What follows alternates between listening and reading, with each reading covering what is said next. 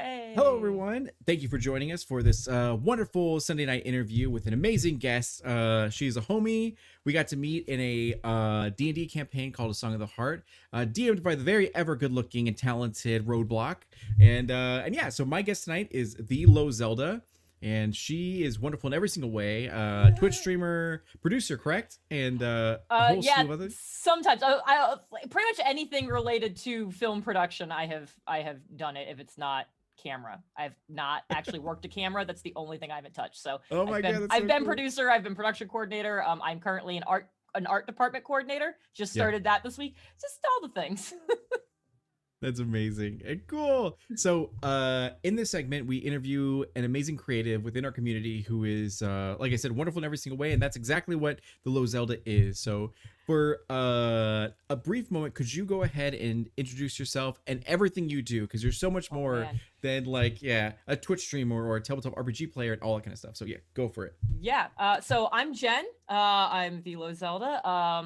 I yeah, at the moment, yeah, I work in film production. We kind of touched on that. Anything that's spreadsheets, I touch. So I've done all kinds of coordination. I've been a travel coordinator, an art department coordinator, I've been production coordinator, I've been producer, I've been all over the map of that.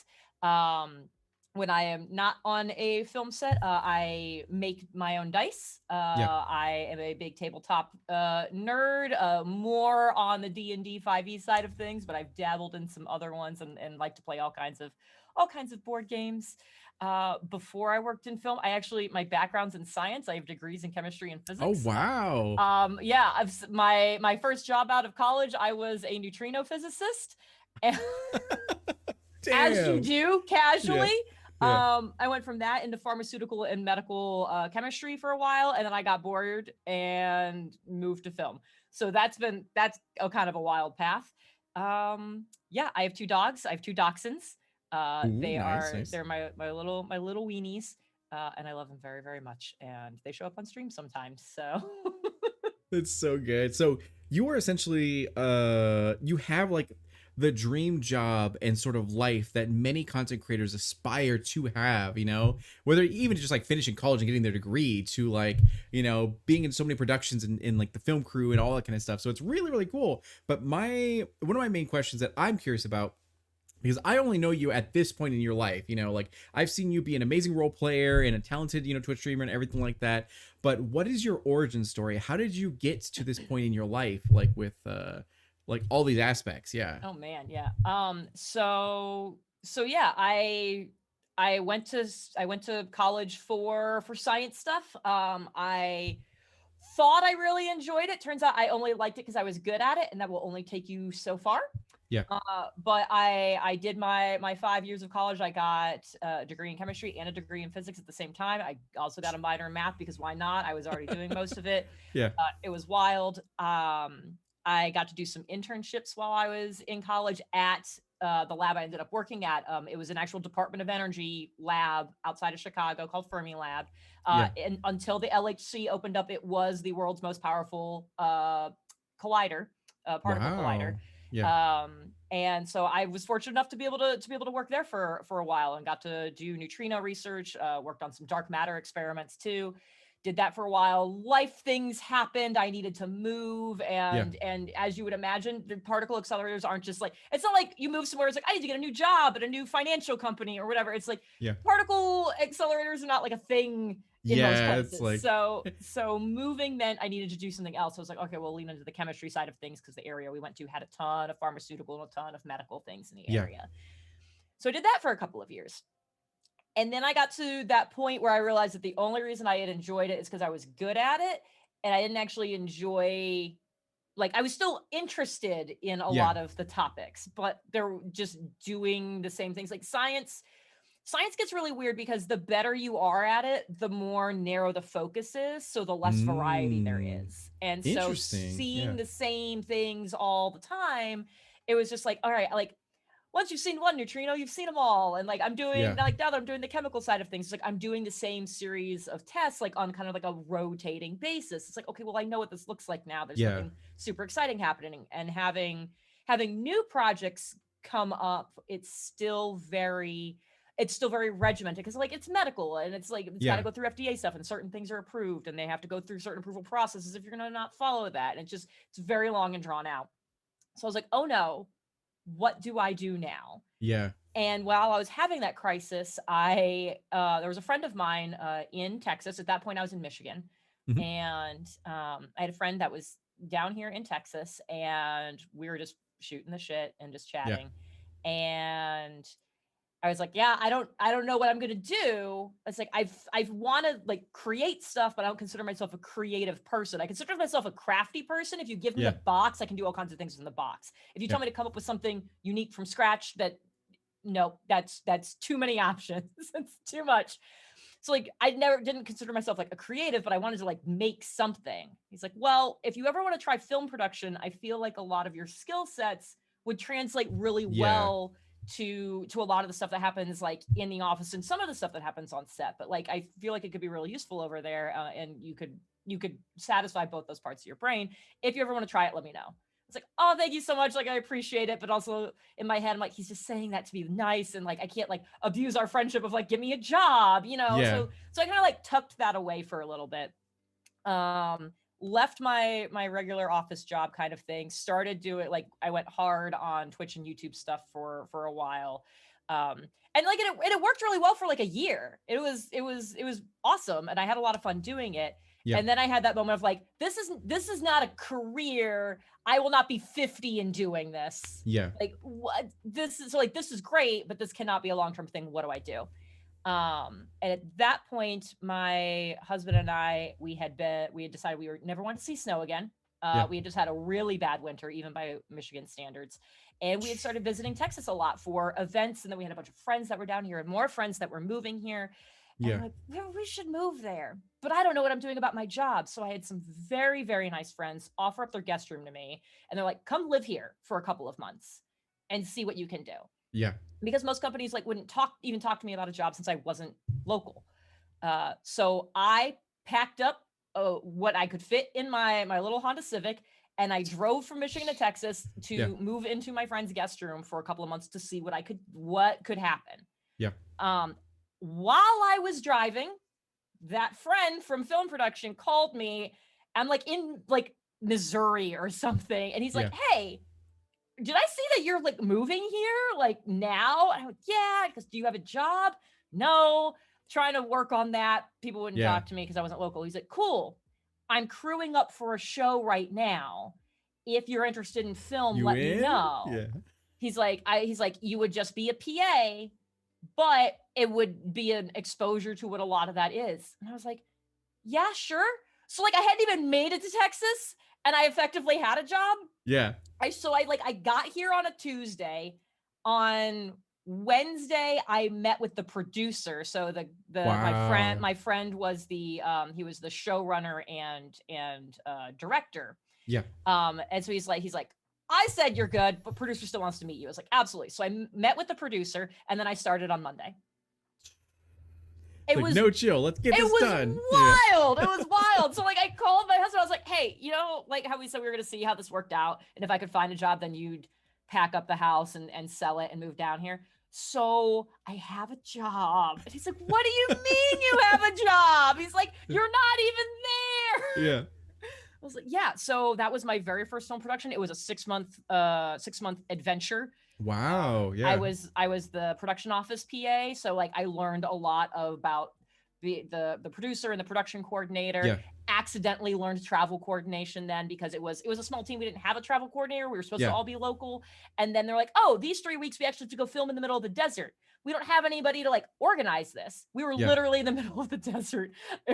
I drove over literal tumbleweeds while we were out there. I didn't think tumbleweeds were real.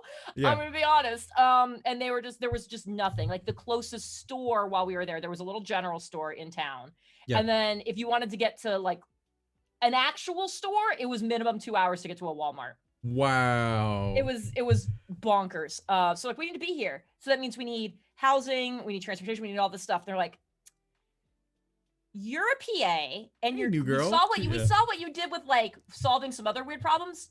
You figure this out. So I figured out on the fly how to get 100 cast and crew to live in the desert for 3 weeks. Did you feel Um, like your talents did translate over like he had said? Yeah, for sure. There Yeah. was so much of it that was just being really organized. It's Yeah. just being super I can see organized. And that. it's like, Yeah. and I am a slut for spreadsheets. So I was like, yes, absolutely. Got this Yeah. 100%. So it was very stressful because I was like, this is my first thing. And you want me to do what now? But it was a crash course in what film stuff was, and I went from Yeah. that same company I ended up doing a lot of kind of gig work for the next couple of years working. They have a live broadcast group, so I work with them. I was a production coordinator for their animation studio for 8 months, Yeah. so I got to see the animation side of things, filmed live action, live broadcast, just like whatever. After that, I worked on an Amazon show for, thanks to the pandemic, like a little over a year and a half. Yeah. I went from that to a CBS show for a while. It's been so much. It's been so much stuff, just kind Yeah. of all over the You place. It's lived been, multiple lives. yeah, and it's Mhm. been really cool to get to try all of these different things too. Yeah. Both for figuring out like what don't I like and don't want to go back to, but then also kind of like finding my path in that film production kind of side of things. It's like, okay, which things do I like? So like I've always wanted to work art department. It just sounded so cool. I've been able to Yeah. work art department for like 3 days on like random projects. So like, hey, are you busy right now? We just need an extra set of hands for like these 6 hours. I'm like, Yeah. yes, I will go Let's do go. that. Yeah. Like it'll be the first time it happened. I show up and they go, cool, we need clouds. Okay, they're like, here's some chicken wire, make some clouds. And then they left. And I was like, I guess I'm making some clouds. Yeah. They were, if I do say so myself, they were very good clouds. I was complimented on my clouds. But yeah, it's just Perfect. random stuff like that. For other shoots, I've been a makeup artist. I was taught on the fly how to do special effects, like apply prosthetics to somebody, Yeah. because they were just like, we have, this is like a 3 hour application. We only have like 2 hours to do it. They're like, so like the makeup artist that was there, she was like, here's what we're gonna do. She's like, I know you don't know how to do this, but I do know you're good at mimicry. I'm Yeah. gonna do the left half of his face. You just do the exact same, just copy what I'm doing on the right. And I was like, Yeah. okay. Okay. So like I have a credit as a special effect makeup artist and Yeah. like and cloud maker, I guess, on another project. So so right now, I just last week I started on a new project. I'm the art department coordinator. So it's Yeah. more of the spreadsheet world. Wow. Um but I get to be more hands-on with the art team now. And so Yeah. when they're like, hey, you'll probably have some downtime, they're like, you're free to use our prop shop, just to like, they're like, it's an art department. People should be creating stuff. So it's like, if you can help with like whatever we've got, like whatever build we're going on, like great. But like if you have personal art projects you want to work on, like use our equipment. Yeah. And I was like, this is so cool. So I get to like learn from some really great people. I get to be a part of building some really cool sets. And so I get to do what I do best, still learn some things, Yeah. and get to be a part of a team that I've always wanted to be a part of. So I'm very excited for this one. Oh, that's so cool. That's awesome. And then when it comes to Twitch streaming, did you like in that process, did you like jump on that ship somewhere in there, or did Yeah. you do it more So recently? I had been kind of doing it for kind of doing it like kind of casually for a while I was doing all of the medical and pharmaceutical stuff. I don't think I had Oh, started it interesting. Yeah. while I was doing physics. So I'd started doing it then, and then when I left that regular office job, I went hard. Like I did a lot of Yeah. was doing a lot on Twitch, a lot on YouTube, for like that year, and then I've kept that up. You know, I did it a lot, and then film production's wild. At minimum, you're talking like a 60-hour week. It's 12-hour Yeah. days. And that's after unions got involved. We've gone down the 12-hour days. Oh my And God. even then, sometimes it's still not a 12-hour day. They just have to pay you out the nose if you go over 12 hours. But Yeah. I've been on shoots where like something has happened. They're like, we only have this location for today, and we've done an 18-hour day. And then you turn around, you go home, you take a nap, and then And then you're go into back in set, there. you know, for the next one. So yeah, like I've definitely had shoots where it's like, cool, we're supposed to wrap it at 8 a.m. And then it's like we're looking or at 8 p.m. They're like, and now it's Yeah. like 3 a.m. going into 4 a.m. They're like, all right, one more shot. We gotta do one more shot and then we'll wrap it up. And I was like, I can't function. You're like Monster energy Yeah. drink. Yeah. So some of on shoots like that, like since that gets so busy, like Twitch like kind of fell off. It's like something's got to give somewhere. I am only Yeah. human, believe it or not. So So things kind of slowed down then, and I've never really gotten back to that same level of momentum that I had. Yeah. But I've my community has been awesome, and there's a lot of people who have stuck around through all of it. There's a lot of people that have been Yeah. here since the very beginning, which is really, really cool. Wow. Yeah. And so and now that I've kind of gotten into more regular side of film production things, I kind of have some slightly more regular hours. So like even though I just started a new project, because of what I'm doing, it won't be the 12-hour days. Yeah. It'll be like 10 hours, which on the one hand still sounds like a lot, but when you're looking at normally 12 to 14, 10's pretty good. And then You're it's like free also, time. Yeah. yeah. And because I'm living more in spreadsheet world now, it's less tied to what the set times are. You know, when you're working on set, it's like, cool. Um, it call time is 5 a.m. so we can start shooting by 6. It's like, all right, well, there's that. I live in spreadsheet world, and I do sourcing for a lot of the materials Yeah. that they'll need. It's like I'm bound to business hours for that. So it's like crew will be Oh, in at 5 yeah. a.m. I'll roll into my office at, between like 8 and 9 and start doing my hours then, because I have to do it when businesses are Yeah. open. So that's definitely helped. So I'm hopeful that being on that kind of thing means like I can keep up with the stream things. Like I'm cutting down a little bit. I would do like 4 days a week. Now I'm Yeah. like, while we're doing this, I'm gonna go to 3 so I can like have a day Yeah. To yourself. somewhere. Yeah. But yeah, I'm hopeful I'll be able to keep all that stuff going, and yeah, I like to think we have a good time. I play a lot of things that are weird, a lot of things that are I play indies, and things that are very Japanese is the best way to describe them. So That's what we're here for. That we yeah. like. It's good. So, awesome. So there's one thing, and I'll move on to the next question. Yeah. I love that story because you, like I said at the beginning of the interview, you've accomplished so much in your life. Like, even just going to college and becoming a literal scientist who got to work on a lot of things, like an elite scientist, cutting edge of like, the field and everything like that, would have been the W for a lot of people. But then you, when told like, hey, you'd be great for like, film production, you had that imposter syndrome where you're like, well, I don't know, even though I'm able to like accomplish all of these Herculean, things that would take Herculean effort, I still don't think I'd be good enough to do this thing. It's wild that like, even though you're so talented, you could still have that imposter syndrome a little bit. And it's cool. It's like humanizing. Yeah. I still do it. When I got the call from somebody being like, hey, do you want to be art department coordinator? Yeah. I was like, are you remember that I haven't done that yet? They're like, yeah, but you've done all these other things. So like clearly you'd be good at this. And like, they're like, I've always wanted to work with you. And I was Yeah. like, that sentence blew my mind, that I was like a person. They were like, oh, I want to work with you. And I have this position, like, please come do this Yeah. thing that's like kind of important. Like, come over here. I was just like, I don't okay. know. Yeah, it was very much like Ken has job. And it's super wild too, because I recently turned a job down. Yeah. Which is also another thing that I never thought I would do. But I did the Amazon show, I did the CBS show. I got a call from a producer at HBO that after I Googled his name, the dude has won Emmys. He has won Emmys. He is in LA. They're filming something here in Texas, and he got my number from somebody. He called me. He's like, hey, this is what's going on. This is what the shoot is. These are the dates. I need a travel coordinator, and you came highly recommended. And I was like, yeah. how'd this dude recommended by who? First of all, they lied to you. Yeah, right. And it was one of those things that I was like, I should absolutely say yes to this. I'm like, it's like, this would be an incredible credit to have. This is a great person to have in my network. Like, absolutely.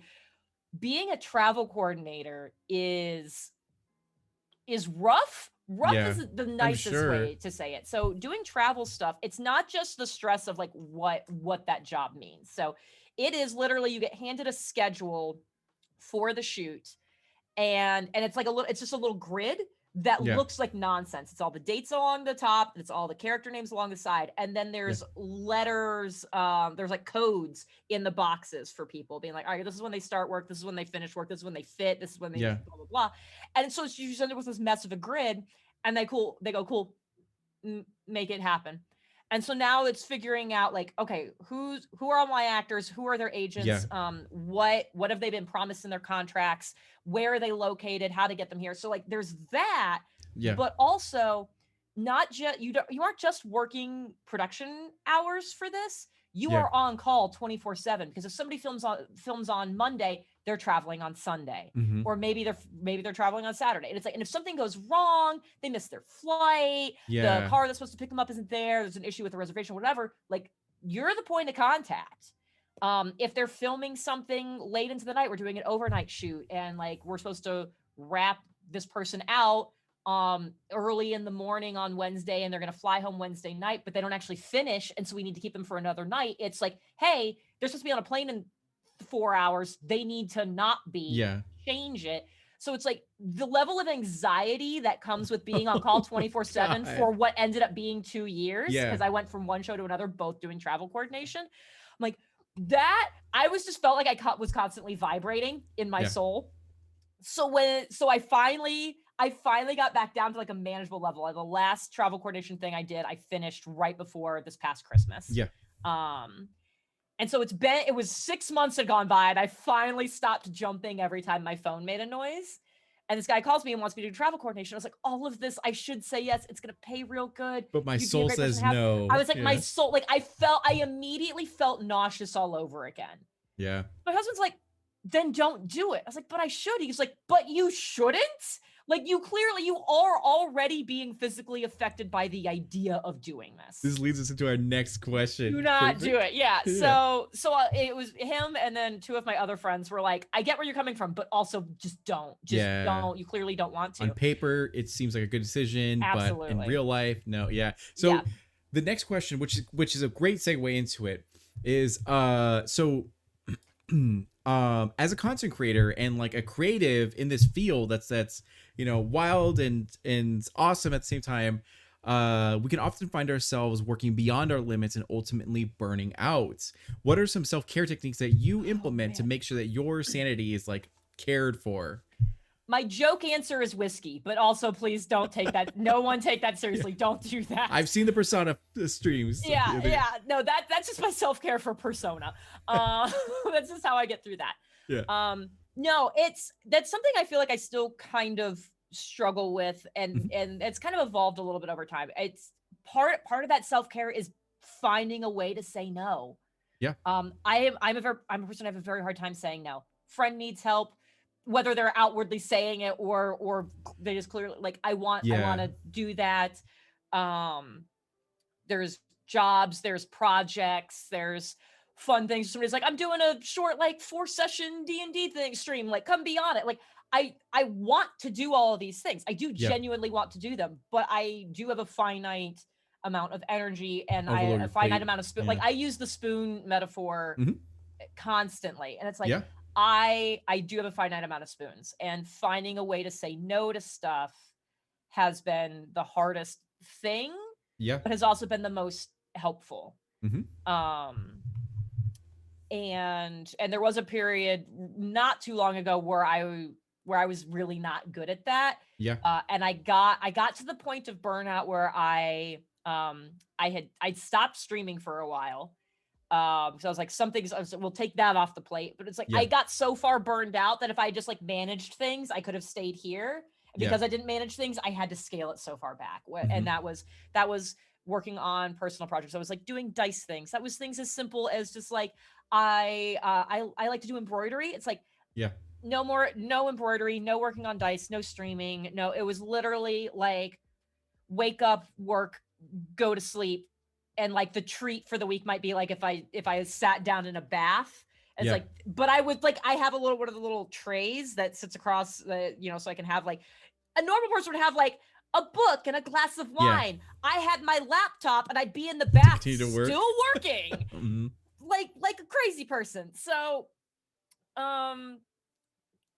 losing the thread a little bit here, but finding a way to say no has been the biggest thing, and I still Yeah. struggle with it. My other kind of self-care thing is it's this is so weird to say. It's been a lot easier to do during the pandemic. Yeah. So much of what I ended up doing was working from home, especially like doing the travel coordination stuff. Where like you Mhm. don't need to be in the office because you're dealing with airlines, you're dealing with agents, Yeah. and people like will email you the schedule. So I made a point of like every day that's not storming like wild, there is a park that's relatively nearby where our house is. So it's like Yeah. I will in the middle of the afternoon stop what I'm doing and I will walk down to the park, walk the trail around it and walk back. The whole loop takes like an hour. It's like it is a trail, it is a path, it is beefy. Sometimes I'll like if it's really hot, I'll like make an iced coffee in a cup and Yeah. like bring that with me and do that. And I will just like put in my earbuds and just jam to something that's chiptune or lo-fi or Yeah. whatever and be in that zone and just walk and pet dogs that Just I pass chill along the out. way and Yeah. just do that and forcing myself to fully step away and Hmm. unplug just for that little bit in the middle of the day. Like unplugging at the end of the day was not enough. And Yeah. not getting plugged in too early in the day was not enough. It's like I need that clear break in that middle Yeah. to just go do something else. Um and there's a D&D campaign that I started playing in. I think we started in like October or November or something. My walk period is now I'm not fully unplugged anymore, but I feel like this is okay. It's Yeah. me texting one of the other players and it's us going, what are we doing? Like, Yeah. what's our theories and Coordinating. stuff like that? And so it's like, well, like I go in for my walk and I pet dogs and I drink my iced coffee and I just yell about D&D for an hour. Yeah. And that has been so wildly helpful Yeah.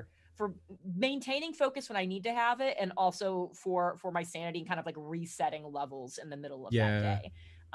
So that's been very very good. So when we had rain for literally a month straight, Yeah. it was what so like I didn't get to go do my walk and I was Hmm. getting so antsy. It's Yeah. like this is a problem. I can't just like do I'll loops in just the go in the house. rain. Yeah. Yeah, like there was one day I did it. Like I we had a little bit of sun. It's like, Yeah. I'm going, and I got like just to the top of the neighborhood. It started raining. I went, I don't care. I'm Hmm. out here. I'm already wet. We're doing Yeah. this. That's amazing. Yeah. Yeah. So, a couple of things there. Like I feel like when you get exposed to that sort of environment where it's like go, go, go, go, go, go, you kind of get like hooked and addicted to it to the point where when life doesn't act like that, you feel guilty or wrong for not constantly working, you know? So like Yeah. you constantly just say yes to different projects until it becomes overwhelming. And then of course the burnout happens. And it's so that's powerful to appreciate and understand the wonderful, I don't know, wonderfulness of the word no, you know, and just to be able to reject things to because like even though would you classify yourself as a people pleaser? Oh yes, Yeah, okay, yeah. absolutely. That's that I'm a you're probably a recovering people pleaser as well because like especially with the power no, you know. So like Yeah. I'm the same way where I felt like, you know, horrible if I had to say no because I was like, oh man, if I don't like, you know, cancel all my plans that I was really looking forward to do this thing for this person, then I'm the worst person in the world and I can't think about that how they feel, you know. But then the word no like preserves our self and like it respects our boundaries and our time and our like what makes us happy, you know, and all that kind of stuff. So it's beautiful that you found that power in that and it's you're right, you know, when it comes to COVID, and maybe it's because we're not seeing these people in person, like looking at their emotions, you know, their face and all that kind of stuff, and can only see their username and their email and be able to say type in like you know what, no, or even you know take that time to respond to people instead of being in the moment, you know.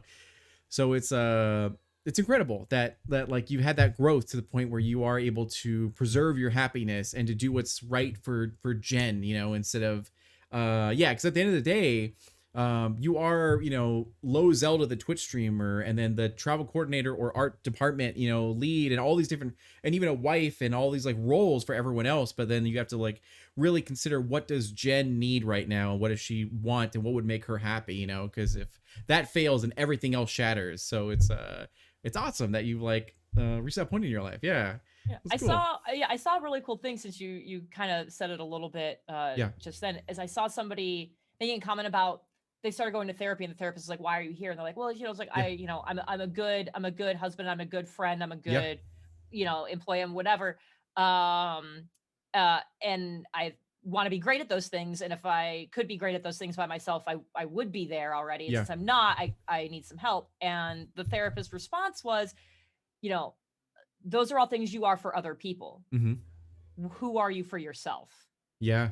And he had no answer. And I was like, oh, this is It's the unfortunately very core. resonating to Yep. me. Like, yeah, it's like I am this Twitch streamer and I am an art department coordinator and I'm a travel coordinator. Mhm. I'm a wife and I'm a friend and I'm all of these things.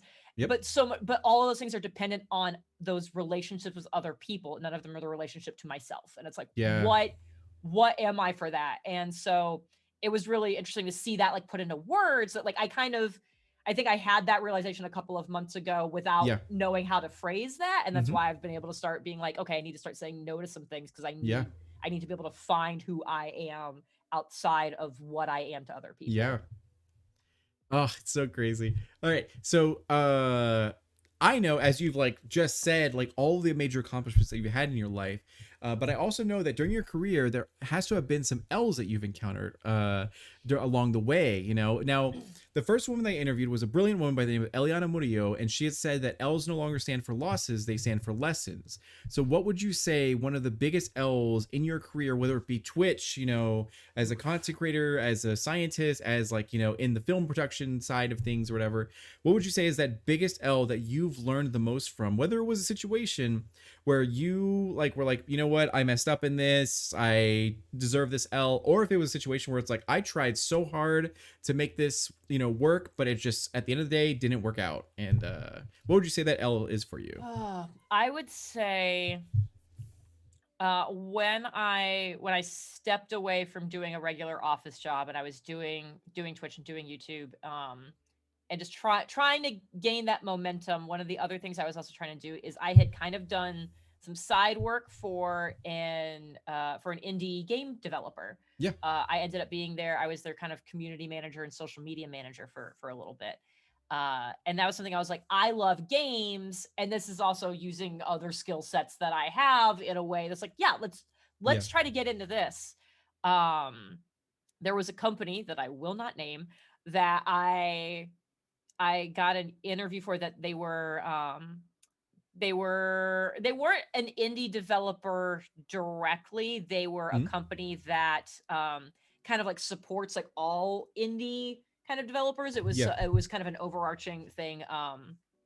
And they were looking for a new for a community manager, and I got really far into that interview, and I Yeah. was like super jazzed about the last interview I had was a panel with like all of the people, Yeah. and they were all like, you're fantastic, like this is great, like they're like, we have one other person we need to interview for formality, but like we love you and we'll Yeah. send you an offer on Monday. And I was like, awesome, great.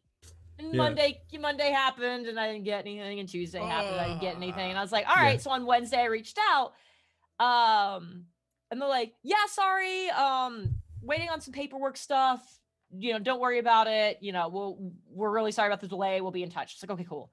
And then like a week went by and I followed up, I was like, hey. And after I think it was on week 3 where they went, we actually decided to offer the job to this other person, um because like they're like, we absolutely loved you, we would prefer you, but you would be fully remote, and this is somebody who is actually, and they had said like fully remote would be like great because they're like, some Yeah. of their team was like split up already. They're like, for where the main office is, this person is actually local, and so like having somebody in office, like it was, you know, higher ups decided it would be better to have somebody physically present. I was like, Yeah. ah, that sucks, but like, okay.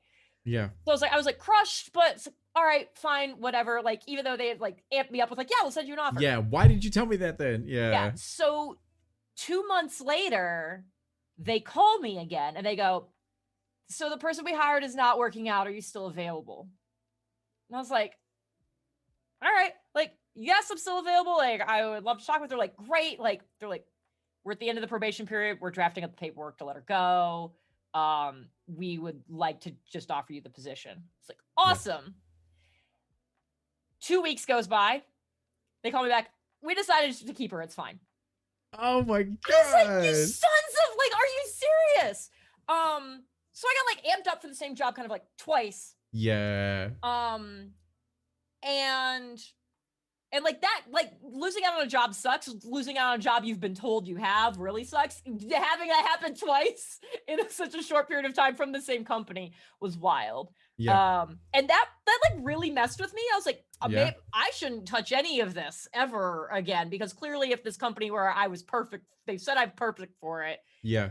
couldn't go, dropped it because like, oh, this is more convenient. It's like, I shouldn't be touching this. Like, don't don't do that. And I spiraled a little bit after that. Oh, Um, yeah. but like that was a couple different things came out of that Yeah. was starting to look at the industry in a different way of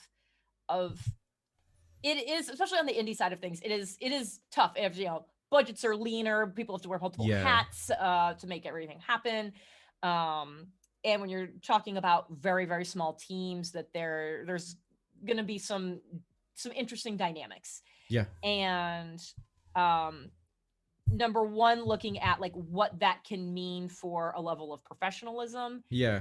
and what it is that not just like I offer these companies, but what they turn around. Like that was the first time I really thought about what can a company offer me, and if they're not going to. And that was a very clear indicator of like, this is so beyond instability. Like there is no acknowledgement for how decisions impact literally anybody else. um and people will just say things, and it's like, Yeah. all right, well, that's something to take everything with a grain of salt, but like taking that also to the next level of there are companies that even their highest Yeah. level of people are not, like, they don't know what they're doing. Yeah. So many companies do not know what they're doing, and they just stumble their way to success.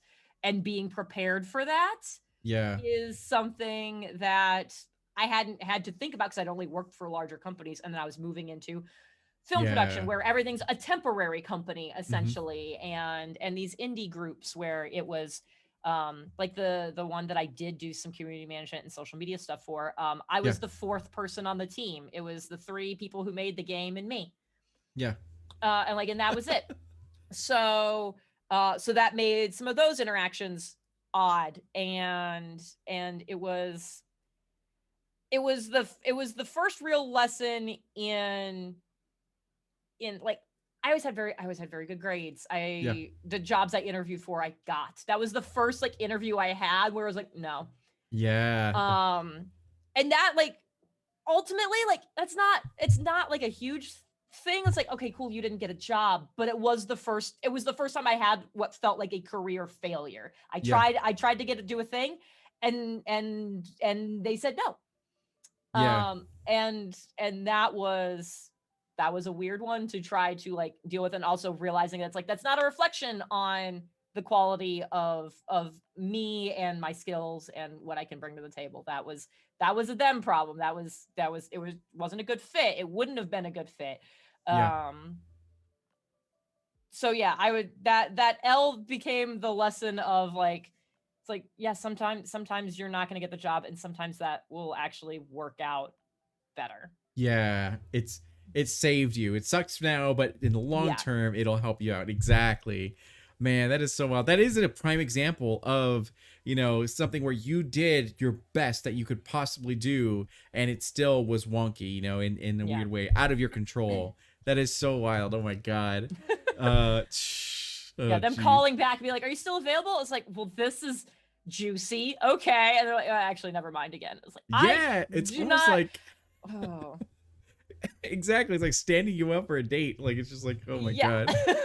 Oh, jeez. All right. So pivoting on the other end of the spectrum, what would you say your favorite W is that you've had over the years? Whether it Oh was a small gosh. victory in the beginning, or if it was something like large, major accomplishment, which you've mentioned a lot of W's at the beginning of this interview. So I know you have amazing ones, but what's the one that stands out for you? Um, I would say definitely having an HBO Emmy Award winning producer call me and be like, "You came highly recommended. Please work on my show." Yeah. That's a pretty big one. While I was still in the physics world, so when I was working in that space, that's doctorate level stuff. I worked at a lab that had 2,000 scientists at it. I was one Oh, of two wow. who did the job I did. It Yeah. was me and my boss, so we just like split the workload, and she had her lab and I had my lab. um and I was one of only a handful of permanent employees there who did not have a doctorate. Yeah. One of the projects I worked on, there's a published paper for it. Like if you Google my name, published papers come up, which is Yeah. wild. And there was one we did where they were like, this needs to be presented at a conference. They're like, you were the lead researcher on it. You should go present it. So I got to go to this international conference and present like this paper that had been like a team of efforts. I worked with people from MIT and Yeah. also my lab and all that stuff. And I was primary author. And they're like, present to this room full of people Your who have highly been esteemed doing research peers. for Yeah. longer than you've been alive. You are the expert on this now. You're going to tell them about it. Yeah. And that was one, terrifying, but two, like that was huge and so validating of like, cool, because there were so many people who'd be like, oh, you don't have a doctorate, what are you doing here? And then I would, make stuff happen. They're like, oh, Yeah. that's what you're That's doing here. why. You Yeah. can do a thing. Especially because like the lab I was at, it was Yeah. physics work, but what I was doing, I was supporting it from the chemistry side. Is like physicists are really good at physics and chemists are really good at chemistry, but there's a lot of overlap in how those things like interact with each other. Yeah. But you don't necessarily understand how that interaction works. Like physicists know, like, I know that the chemistry works out like this. So when it doesn't work out like that, they're like, oh, I don't know what to do. So like my job was bridging that gap and Yeah. finding like, cool, this thing's not working for this chemical reason. Let's fix that. Or Yeah. like, how do we address that? Or how do we limit it? Or what does it actually mean? What is it actually doing in your data? Doing all of that. Yeah. And so being like, cool, I get to go tell all these crusty old white men who have been doing physics for 40 years and I'm Yeah. fresh out of college and going, let me tell you what you've been doing wrong. Actually, yeah, exactly. So that was very huge and very validating at that point. See, that's what I love about these interviews is that when we got to perform together in Song of the Heart, that like 5-episode D&D, campaign where we're all bards and everything like that, I was like, wow, she's super cool and charismatic. I want to be her homie. Little did I know it was like Wonder Woman that I was like sharing the table with. So it's like so good. It's amazing. All right. And then what would you say are the geeky passions that fueled you in your creativity that made you who you are today? Actually, also in that same thing, could you please tell us your origin story on how you got into tabletop RPGs, whether it was you found it yourself or you got roped into it by a friend or whatever? So I definitely got roped into RPGs. I have a friend who I love dearly. When he decides a thing is cool, he has to get somebody else hooked on it. Yeah. It's got to be. And he was like, there's this D&D podcast I think you're going to love. And I was like, you just said two things that I have zero interest in. And that's podcasts and D&D. Yeah. Why would you? He's like, no, it's really good. And he harassed me for literally weeks. Like we're going like 6 weeks. And finally I was like, tell you what, I'm going on a road trip. I have nothing to do for 8 hours. I will listen to one arc. And after I listen to that, if I don't like it and I leave, like, you cannot bring this up ever again. Yeah. I was like, this is it. So I drove my 8 hours and I listened to it. And then I listened to the next arc on my way back. Like, shit. And then the next 3 days I finished the show. And I was like, all right, yeah, I like this thing. And now I'm really curious about this D&D business. How do D&D? Yeah. So they got me hooked on the Adventure Zone. That was what did it. So was listening to Balance and me sobbing like a child at the finale of that. I was like, this is D&D. I didn't realize there were emotions and feelings in D&D. This is a new piece of information to process. And so that was kind of my first introduction to it. And that same person, when I was like, all right, do you run games? How does this work? He's like, funny you should mention that. Part of the reason I wanted you to listen to it because I thought you'd like D&D. It's a gateway drug. I'm starting a campaign. Do you want to play? I was like, sure. Why not? All right, you're gonna play a wizard and you have to take Fireball. You got it. Never take Fireball. Yeah. So that's how I got kind of dragged into it. Yeah. And I was like, oh shoot, D&D is really fun. This is very fun because it works so well with what I was talking about with my brain, like being like where I'm crafty but not creative. Is D&D gives me a box to play in. It's like here a bunch of people are like, D&D has too many rules. I'm like, no, I like that there's rules. Yeah, the structure. There's structure and it tells me what I can do. And then because I'm an asshole, what I look at is the specific wording of things. I was like, cool, it's something that I can do. Yeah. And it's also, and here it says what I can't do, but there is a space in between there. So let's push that. Like, let's lean into the things that are unspoken. or leaning super hard into exactly what it says and watching that backfire, Mhm. instead of like how it was intended. It's like, no, this is how it was written, so I can Yep. do this now. The number of times I've Like, made a DM go, actually, yeah, you're right, you're right, yep, do the so roll, good. just roll. um I love that stuff. Yeah. So I have greatly enjoyed diving into that. I just finished, there was that first campaign and that one kind of fizzled out. I ended up in another campaign with someone who is a brilliant storyteller, Yeah. and he has ruined D&D for me. I can't Yeah. play with anybody else now. Nobody, I can't play under anyone else. Yeah. He's so good. And so that campaign lasted like 2.5 years. Wow. Yeah. I ugly cried. There was nothing graceful about it. I Yeah. just sobbed openly. And then for days after it finished, I was still emotionally affected. And I was like, Just wrecked. this is this You're is like a on dice set, just game. dwelling. Yeah. Yeah. Just laying on the floor, staring at nothing. Yeah, so that's how I got into that. So that ends up being a topic of conversation a lot Yeah. on streams and content creation things that I do. I think I streamed like a one shot for with my mods at one point for a little bit. Yeah. Playing or like especially like DMing that kind of thing for a stream. I was like, that's something I kind of like want to keep a little bit more private. Yeah. But as far as like what I do actually put out is like I love indie games. It's part of why I wanted to get Yeah. into that side of the industry before, and do social media and community management for that. Is I love the variety that comes from indie games. And so that has been so much of what I play on my channel, is a lot of things that are off the beaten path, that are just like very creative or very beautiful, or reminiscent of things that I grew up on. Because I play a lot of Nintendo games too. I call it Yeah. Nindies and Indies is the most of my channel. And Yeah. because I grew up on the NES, and it's like I love Metroid, and I love Yeah. Zelda's such a huge part of my identity. I love those games The so Lower hard. Zelda. Yeah. Yeah. So I'll find things that are indies, and I'm like, cool, like I love Metroid. I love Metroidvania games. What crazy thing is somebody else come up with that like follows that thread, that isn't Yeah. the AAA super, like what needs more eyes on it, what Mhm. deserves more love, and trying to touch on those things. So like that's how I ended up, like I found Hollow Knight, which became like a Yes. It's huge so part of the good. channel for a very long time, because I loved that. And then I like to play weird things, because I also like to play things that can have community involvement. Like we Yeah. can all go on a journey together.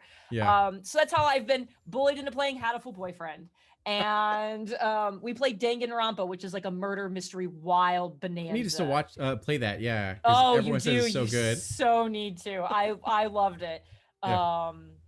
And so doing things where wild stuff happens, and so being able to react along with chat, and like we can have that back and forth of all of us going Yeah. on this emotional roller coaster together. So I love stuff like that. And that's most of what I do. That's most of what I'll stream, Yeah. is things that I like to lean into things that I enjoy. I know there's some Mhm. people, there's the two different schools of thought of like play the things that are popular and play the things that you Yeah, like. trends. And it's like I'll play the things I like, because I feel like I'm going to be a better performer if I'm Yeah. genuinely invested in what's Mhm. happening. Um They came for Jen, then Jen needs to do what Jen likes. Yeah, exactly. exactly. So I'm fine having a smaller community than somebody who's like Fortnite player or whatever. Dead It's like inside, because just like yeah. So it's like we get to have like an actual connection and have yeah, conversations and laugh more and have a good time, and it feels more like a collaborative experience. yeah. Did you ever play Moonlighter?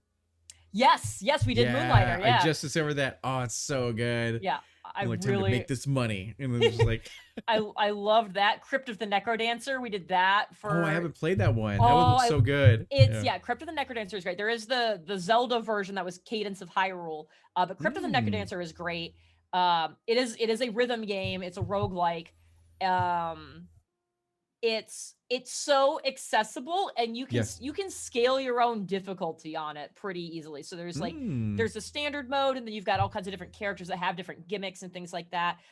We got to a point where it's like I actually had a dance pad, like a DDR dance pad, Yeah. connected the game to that, and we would do like long Oh, streams for like really? charity where I would control the game with the dance pad Yeah. and do that rhythm thing, and then die after a little while because doing that for But three burn hours is a calories. lot. Yeah. Yeah. Oh yeah. So many calories. Like the first time I did it, the next day I tried to get out of bed. I was like, no, I live here now. Yeah, right? Like, never This is mind. not happening.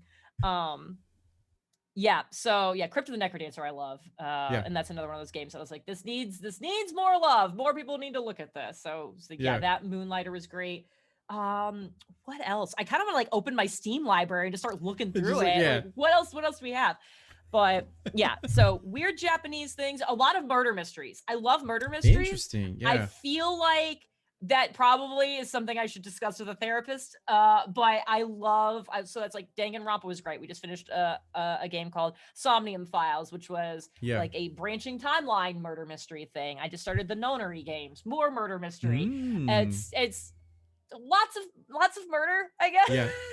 Hey, it's all good. My Yeah. fiance loves serial killer podcasts. So There you go. like everyone has I- it. Yeah. I feel like So I good. think it's my mom's fault. One of Yeah. our bonding things when I was growing up is when we would try to like my sister would go to bed and there'd be an hour before I have to go to bed. We would watch Cold Case Files. Mm. I'm Yep. like, I'm not at an age where I CSI, should all be those- yeah, watching. exactly. Yeah. So it's like we'd watch CSI, but it's, yeah, Cold Case Files was like, here's this woman disappeared. No, we never figured it out. And it's like, that's what I would watch before going to bed. You're like, And I'm like 9. I was like, I don't think this is probably good for me, but here we Right. are. Yeah, it's all good. That's so funny. All right, so let's say you could go back in time to a point where there was a younger version of like the Lozelda or Jen that wasn't so confident in her abilities, that didn't have the world figured out, and like, you know, and all that kind of stuff. If you could sit down next to her, what advice would you give yourself to make that journey just a little bit easier? What tiny piece of wisdom do you think would be powerful enough to help out? I hate this question because this comes up and I just go, I was like, I don't know. There was such a clear transition point in my life from when I was like, I used to be very shy and very quiet. The idea that I ever existed as a quiet version baffles people. Mhm. And that transition did not happen because of anything that I did. We moved around a ton when I was growing up.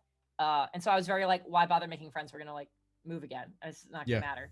And one of the places I moved, I went to, it was English class. It was third period. And I got assigned to my desk and I sat down and the girl next to me, she's like, you're new. We're going to be friends. I was like, okay, sure. And she just dragged me to everything for the week and introduced me to people. I joined the field hockey team because of it. And like, then I started talking to people because she made me.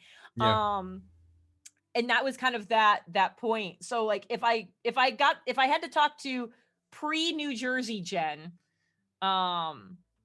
it would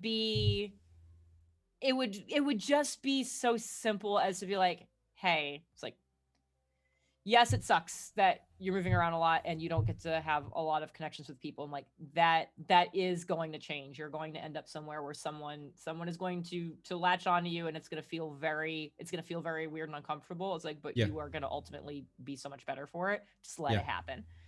I think, and if I would talk to post to having that moment, kind of Jen, probably like talking more in that, maybe even like high school, college. Just so much of what I did was motivated by just pure anxiety of like, I've established myself as a smart kid. Got to get A's and everything. Got to do that. And try, and I don't even know if I would listen to me. I don't know if I would listen to me showing up and being like, look, I know it feels like the end of the world to not be that. But it's like, you are making this so much harder on yourself for a non-existent reward. It doesn't matter. You are still learning the things just as well, whether you can prove it on this paper or not, and you're going to get to do all kinds of cool things with it. So like, don't stay up till 3 a.m. trying to figure out your astrophysics homework. Turn it in half done. Yeah. The teacher's a dick anyways. Just don't worry about it. Go to sleep. Just do that. And trying to convince myself that it's okay to step back and Yeah. be like, it's not gonna end up mattering. Yeah. And I love this question because a lot of people answer differently. There are some who subscribe to the thought where it's like, I would leave myself alone because I am the person I am today based upon all the failures I've made in the past and, all that kind of stuff. And there's other people who give that heartfelt advice being like, if I could just have myself like not make these mistakes, that's what I would do.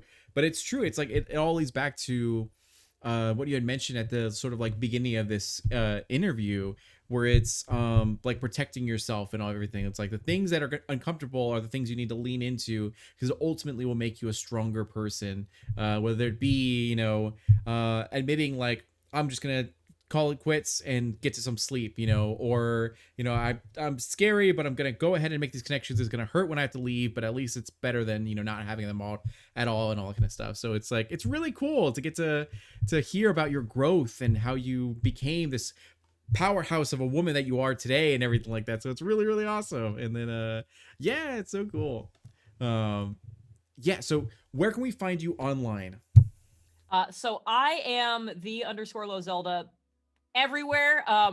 Twitch will be the big one. Twitch and Twitter. I technically have Instagram, but that algorithm sucks, so I don't really post there Yeah. anymore. I gave up on that. Those are the main spaces you'll find me in. I also exist slightly over on. I have a second Twitter account that is where I post all my dice making adventures. So Oh, yeah. that is Long Dog Dice after my toxins. So that's where all the dice pictures go. If that's what you're interested in, if you want to hear me be snarky and yell about D&D and other random things. What else do I Yeah. yell about, guys? As other things. So that all happens on Twitter, and then if you like what you see and you hang out on my Twitch channel, there is a Discord available for subs there where we have channels dedicated to Hades. Hades, did you play Hades, sir? Not yet. I You need need to to. play Hades. I just like made eye contact with that. I was like, I yes. know, yeah. Hades is wonderful. There's channels for Hades and people's pets and like their art projects. We've got the we call it the Lomoa, the Lozelda like Museum of Art. It's like you're working on cross stitch, you did a drawing, you made wood burnings, put it there. Show off your fancy things. You cooked a really nice dinner, post it. Like let's all celebrate everybody's successes. With your whole chest. See how amazing it is. Yeah. Exactly. So we've got all of that in the Discord too. And those are the main spaces you can find me in. Oh, that's cool. So it's been a pleasure getting to like speak with you today and getting to learn more about you. Because like I said, before this interview, I knew you were a super dope person who loved to play Japanese RPGs and play Dungeons and Dragons, but I had no idea that it was just the tip of the iceberg and there was so much more, beneath the surface. So that's amazing. So thank you again for being here. I really appreciate it. Everyone, make sure to follow the Lozelda on Twitter and all that kind of stuff and give her all the love and support she deserves because she's worked so hard to get to where she is. And we will see you guys later and hope you guys have a great night. Bye. Everybody.